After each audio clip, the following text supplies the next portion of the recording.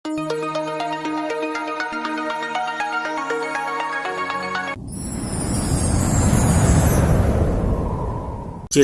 અધિકારી મિત્રો, આજે આપણે જોવાના છે 7 નવેમ્બર 2025 નું મોસ્ટ ઇમ્પોર્ટન્ટ પરીક્ષાલક્ષી કરંટ અફેર સાથે સાથે જીકે અને જીએસ વિશે પણ ચર્ચા કરવાના છે.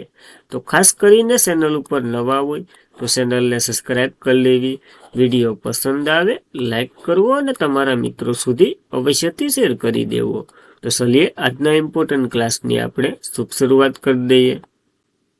તો વિશ્વ સુનામી જાગૃત દિવસ 2025 ક્યારે મનાવવામાં આવ્યો? તો 5 નવેમ્બરના રોજ આ દિવસ દર વર્ષે મનાવવામાં આવે છે. જોઈ લઈએ એના વિશે. તો દર વર્ષે 5 નવેમ્બરના રોજ વિશ્વ સુનામી જાગૃત દિવસ ઉજવવામાં આવે, જે સુનામીના જોખમો, એની તૈયારી, સલામતી અને પ્રારંભિક ચેતવણી પ્રણાલીના મહત્વ વિશે જાગૃતિ લાવે. આપણને કહેવત છે ને કે પૂર પહેલા પાર બાંધી લેવી, તો એ ટાઈપનું કંઈક છે. થીમની વાત કરીએ, સુનામી માટે તૈયાર રહો, તો થીમે યાદ રાખવી. આપણે નવેમ્બરમાં અત્યાર સુધી 3 દિવસો મનાવી ચૂક્યા. વિશ્વ શાકાહારી દિવસ 1 નવેમ્બરે, 3 નવેમ્બરે વિશ્વ બાયોસ્ફિયર રિઝર્વ ડે અને એક આ દિવસ નવો વિશ્વ સુનામી જાગૃત દિવસ. તો આ 3 દિવસો યાદ રાખવા. ત્યારબાદ વિશ્વનો પ્રથમ પેઢીગત ધૂમ્રપાન પ્રતિબંધ લાગુ કરનાર પ્રથમ દેશ કયો બન્યો છે? જો પ્રથમ દેશ માલદીવ બન્યો છે. આ પહેલા જો કહીએ તો કે ન્યુઝીલેન્ડે આ કાયદો નાખ્યો હતો, પણ અગાઉથી અહીંયા રદ કરી દીધો હતો, એટલે આ પસાર ન થઈ શક્યો કહેવાય. હવે માલદીવે પસાર પણ કરી દીધો. તો જોઈ લે, માલદીવ જે મુઇઝોની સરકાર છે.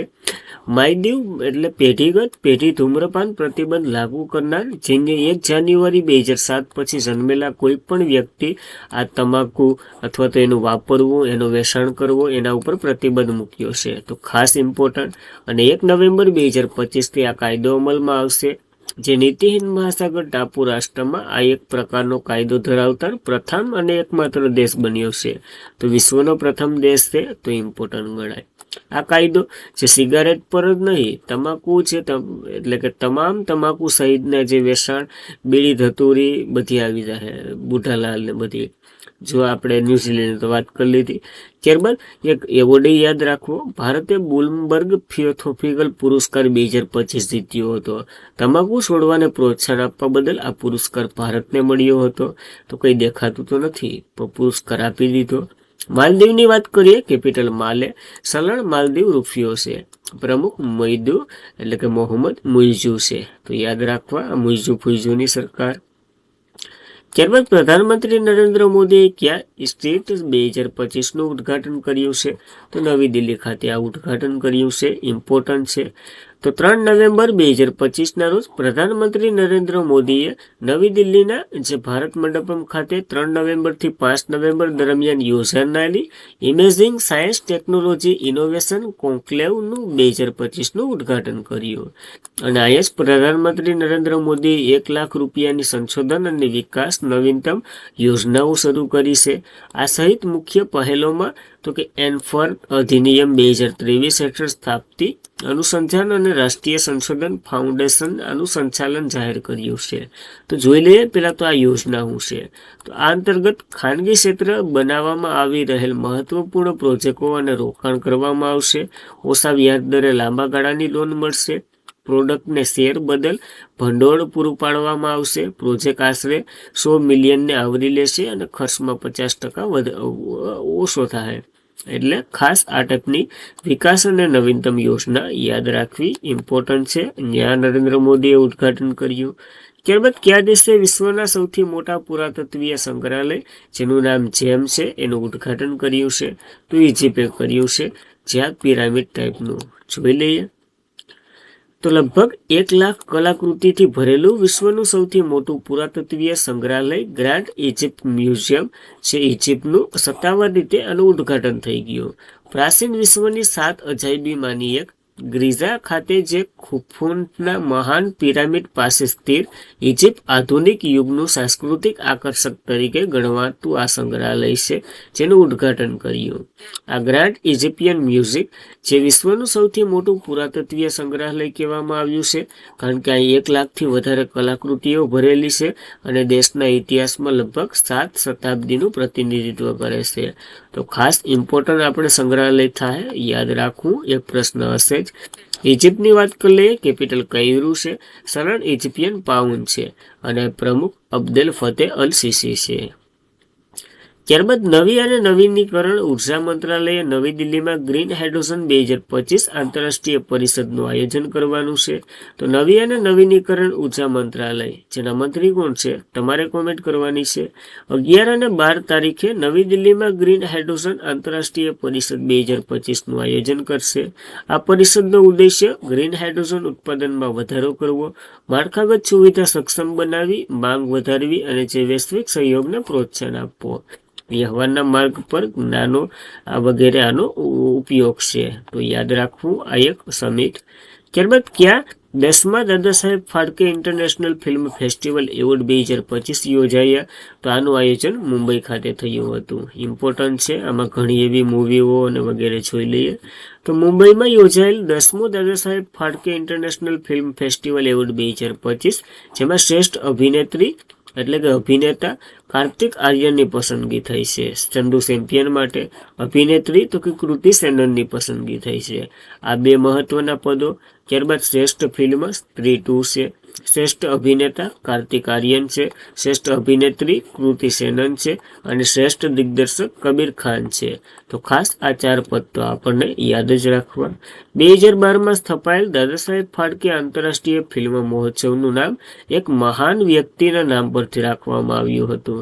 અને દાદા સાહેબ જે આપણે શું કહેવાય ફિલ્મ જગતના દાતા તરીકે અથવા તો પિતા તરીકે પણ ઓળખીએ છીએ, તો ઇમ્પોર્ટન્ટ ધરાવે યાદ રાખવું. ત્યારબાદ કયા દેશે ફેબ્રુઆરી 2026માં બહુરાષ્ટ્રીય મિલાપ કવાયતનું આયોજન કરવાનું છે. તો ભારતને આ મોકો મળ્યો છે. 2026ની છે, તો ત્યાં સુધી આપણને યાદ રાખવી પડશે. તો ભારતે ફેબ્રુઆરી 2026માં વિશાખાપટ્ટનમ, જે આંધ્રપ્રદેશ ખાતે આવેલું છે, ત્યાં મુખ્ય 3 આંતરરાષ્ટ્રીય દરિયાઈ કાર્યક્રમોનું આયોજન કરવાનું છે, જેમાં international fleet review 2026, exercise Milan 2026, જે Indian ocean naval symposium conclave of સીલ્સનો સમાવેશ થશે. આ બધા ઇમ્પોર્ટન્ટ છે, ખાલી 2ના નામ યાદ રાખજો. જ્યારે આ મિલાન કવાયત જોઈ લઈએ. આ એક દ્વિવાર્ષિક બહુપક્ષીય નૌકાદળ કવાયત છે. 1995માં શરૂ થઈ હતી. ત્યારથી અવકાશ અને સ્કેલ નોંધપાત્ર વધારો. ભારત દ્વારા સૌથી મોટી કવાયત હાથ ધરી હતી. 1995માં આવૃત્તિ ફક્ત 4 દેશો વચ્ચે થઈ હતી. ઇન્ડોનેશિયા, સિંગાપુર, શ્રીલંકા, થાઈલેન્ડ વગેરે ભાગીદારી દેશો. હાલ તો જે બ્રિક્સના છે ને એ બધી આમાં ભાગ લે છે, તો એ પણ યાદ રાખવું. 29+ દેશો આમાં ભાગ લે અને એ ભારતના વિશાખાપટ્ટનમમાં યોજાવાનું છે. આ 3 યાદ રાખવી ઇવેન્ટો આપણને. ત્યારબાદ તાજેતરમાં જ ફ્રાન્સ દ્વારા કયા ભારતીયને પ્રતિષ્ઠિત નાગરિક સન્માન night of the nation order of the merit એનાયત કરવામાં આવ્યો છે. તો સુનિલ કાંતની પસંદગી થઈ છે આ એવોર્ડ માટે. જોઈ લઈએ. તો ભારત ફ્રાન્સ રાજદૂત મહામહિમ શ્રી થિયન્સ માથુએ આજે હીરો એન્ટરપ્રાઇઝના ચેરમેન અને રેસિડેન્સ આર્ટ ફાઉન્ડેશનના સ્થાપક શ્રી સુનિલ કાંત મુંજાલને સેવિલિયન્ટ ડી ઓડ નેશનલ ડુ મેરિટ એટલે કે knight of the nation order of the merit, ગમે એ નામ હોઈ શકે, બંને યાદ રાખવાનું ચિહ્ન એનાયત કર્યું છે. ફ્રાન્સનો સૌથી પ્રતિષ્ઠિત સન્માનમાંનો એક છે. આ પુરસ્કાર શ્રી મુંજાલને શિક્ષણ, નવીનતમ અને સંસ્કૃતિની લોકશાહી પ્રત્યે તેમના આજીવન પ્રતિબદ્ધ માટે મળ્યો છે. અને ભારત અને ફ્રાન્સના સંબંધો સુધરવાના જ છે, કારણ કે ફ્રાન્સ દ્વારા આપવામાં આવ્યો છે, તો ઇમ્પોર્ટન્ટ ધરાવે. ત્યારબાદ પ્રો કબડ્ડી લીગ 2025નું ટાઇટલ કોણે જીત્યું છે? તો આ ટાઇટલ આપણે દિલ્હીએ જીત્યું છે. જોઈ લઈએ. તો ત્યાગરાજ ઇન્ડોર સ્ટેડિયમ ખાતે યોજાયેલ ફાઇનલમાં દબંગ દિલ્હી કેએસ પુનેરી પલ્ટનને હરાવી અને વિજય મેળવ્યો છે. Pro kabaddi league season 12 championship જીતી છે. દિલ્હી દબંગે જીતી છે, જે યુમ્બા સિઝન 2 પછી ઘર આંગણે ટાઇટલ જીતનાર પ્રથમ ટીમ બની છે. તો ખાસ ઇમ્પોર્ટન્ટ, કારણ કે આવું યુમ્બાએ કર્યું હતું. આ સિઝન PKL ઇતિહાસમાં સૌથી વધુ સ્પર્ધામાંની એક હતી. તો મોસ્ટ ઇમ્પોર્ટન્ટ છે.